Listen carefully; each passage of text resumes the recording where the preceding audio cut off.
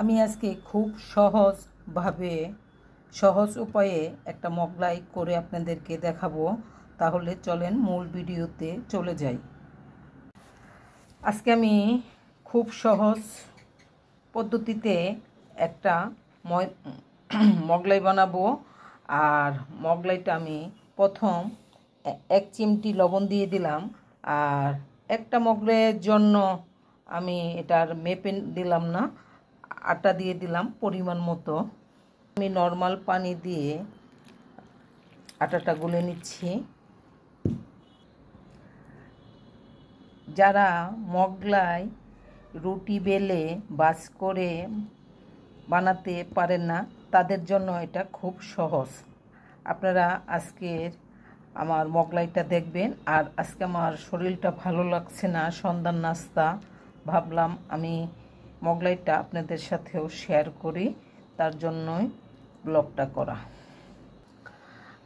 আটাটা আমি খুব সুন্দরভাবে গুলে নিছি।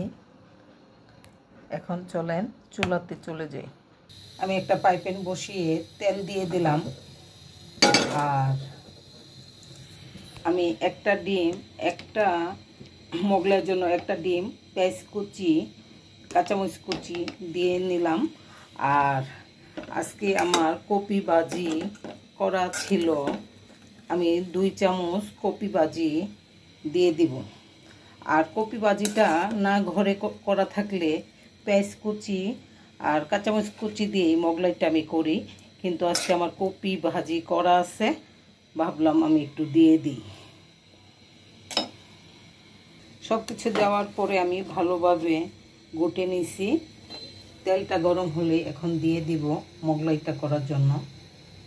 তেলটা আমার গরম হয়ে গেছে, এই পর্যায়ে আমি ডিমটা দিয়ে দিচ্ছি। ডিমটা আমি দিলাম, ডিমটা আমি ছড়িয়ে নিলাম পাইপ্যানে। এখন এই যে আমার গুলা আটাটা এখন আমি মোগলাইয়ে দিয়ে দিব। গুলা আটাটাও আমি ডিমের উপর দিয়ে দিলাম। এই সাইডটা হওয়ার পরে আমি ওই সাইডটাও দিয়ে নেব। এক সাইড আমি উল্টিয়ে আরেক সাইড আটাটা দিয়ে নিচ্ছি। আর আমার হাতে তো ক্যামেরা, উল্টানোটা আমি দেখাতে পারলাম না আন্তরিকভাবে, তার জন্য দুঃখিত। গোলা আটাটা আমার দুনো সাইড দিয়ে দেওয়া হয়ে গেছে। এই পর্যায়ে আমি একটু ঢেকে দেব। এটা আমার এক সাইড উল্টিয়ে নিছি, খুব সুন্দরভাবে ফুলে গেছে।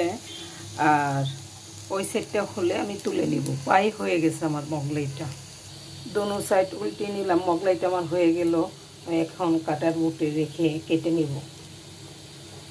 আমি চপিং বুটে ঢেলে নিলাম মোগলাইটা। এখন আমি সাইজ মতো কেটে নিচ্ছি। মোগলাইটা আমি কেটে নিলাম।